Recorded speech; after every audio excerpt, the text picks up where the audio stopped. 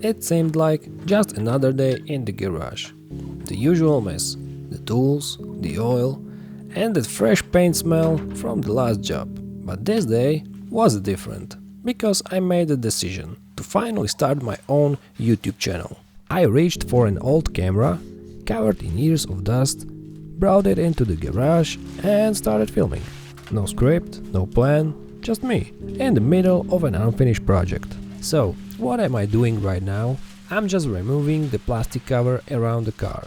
I had a diesel heater running underneath it to keep the temperature steady, while the paint on the underbody and interior was drying.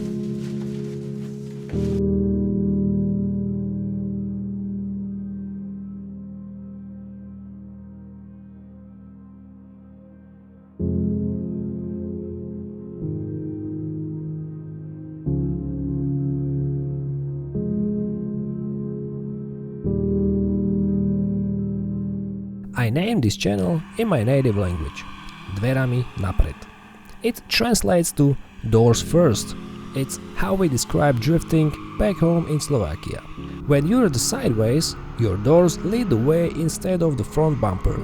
If you don't understand it, just throw the car sideways and you will. But back to the car, a project I've already put quite a lot of work into. It's got a 1UZ engine swap, an almost fully restored underbody, a fully painted interior, a roll cage from AST, and complete stainless steel exhaust system including custom heaters I built myself. The car's covered in dust though. It's been sitting here for almost 6 years.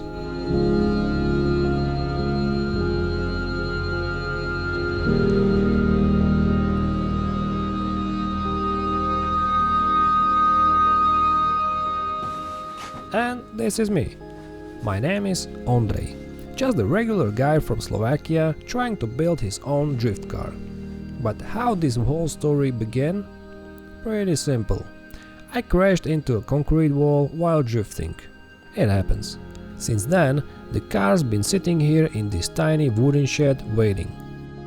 6 years is a long time, right? Yeah, definitely. But life doesn't always go according to plan. Let's get to work.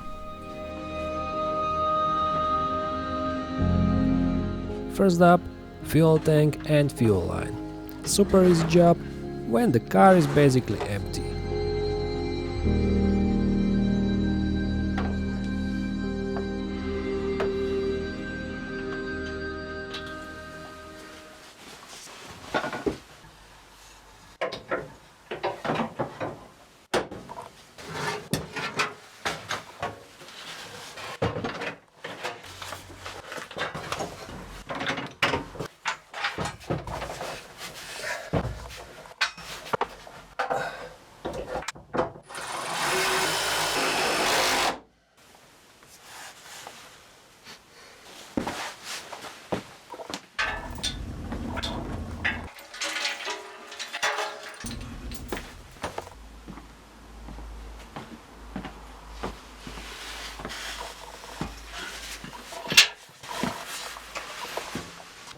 Then I'll grab the subframe, the diff and bolt it all up. Being a drift car, it's no surprise the differential is already welded. That's just how it goes.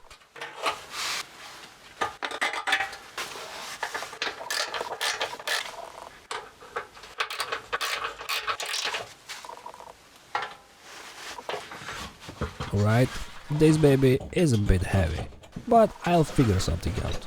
But first, the polyurethane bushings I forgot to install. Classic me. Let's grease them up real good and use this specially engineered tool for pressing them in, also known as an F-clamp, the kind of woodworker use. Easy peasy lemon squeezy.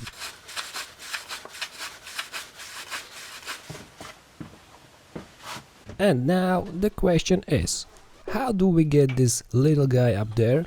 I'll show you my solution, but under no circumstances should you try this at home. It's not dangerous, just a bit uncomfortable and definitely unconventional. I'm lifting the subframe using a strap. Click, click, click, and that's it. Well, not quite as easy as it looks.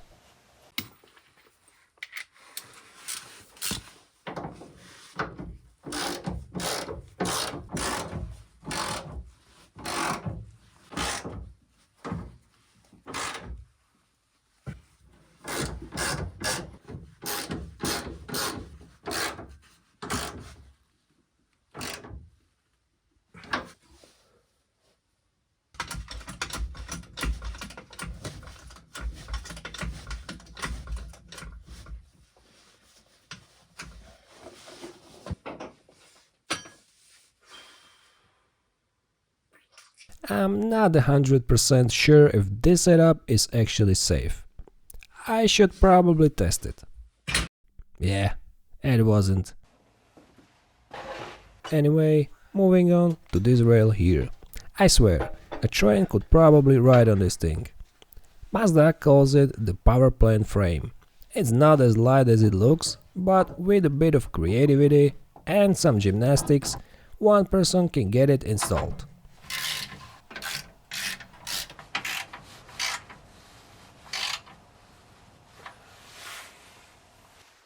Springs and shocks.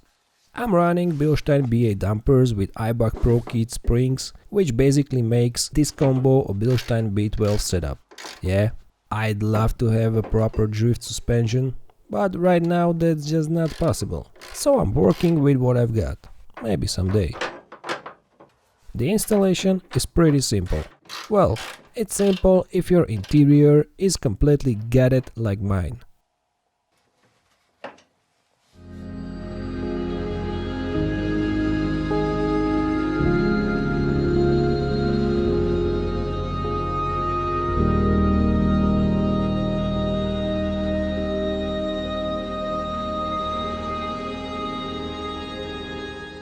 Let's install the control arms, half shafts and knuckles with the wheel hub. It's like Lego for grown-ups, only the pieces are bigger, heavier and a lot more expensive. Working on car gives me the kind of stimulation I need.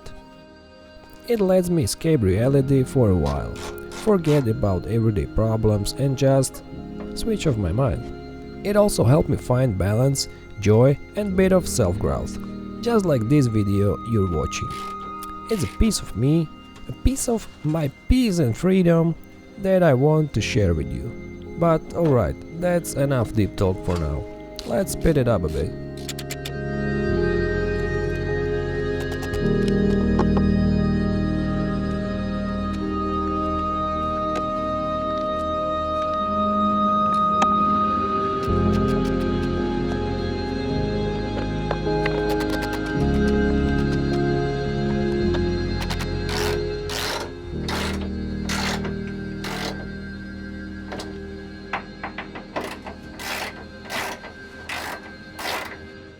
And now, very delicate part, the drive shaft.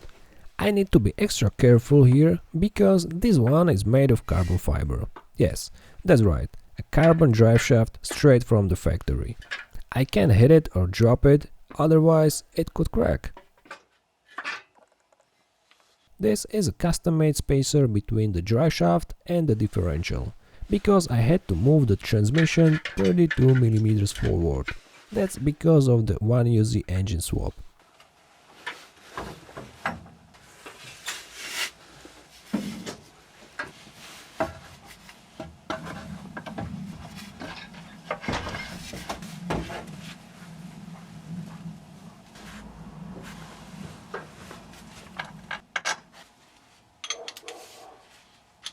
The bolts are installed in reverse, since they had to be longer because of the spacer, and there is simply no room to fit them the right way around.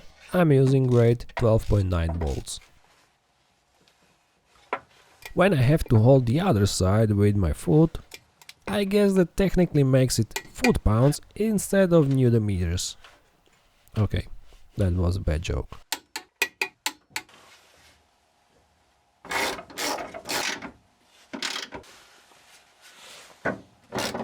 I'm installing the last brackets and then I'll go over all the components I fitted to torque them to spec.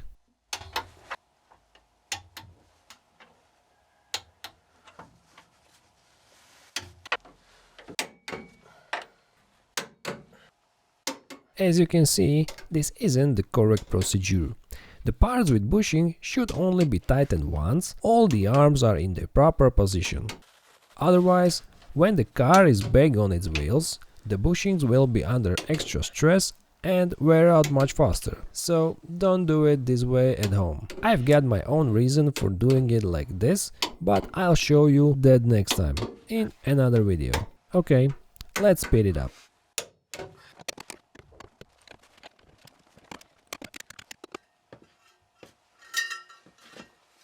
This is my exhaust. It's made from stainless steel and it's actually the first exhaust system I've ever built, including the heaters. I know, it's not exactly a piece of art and I'll probably have to rework it at some point in the future. But for now, it does the job.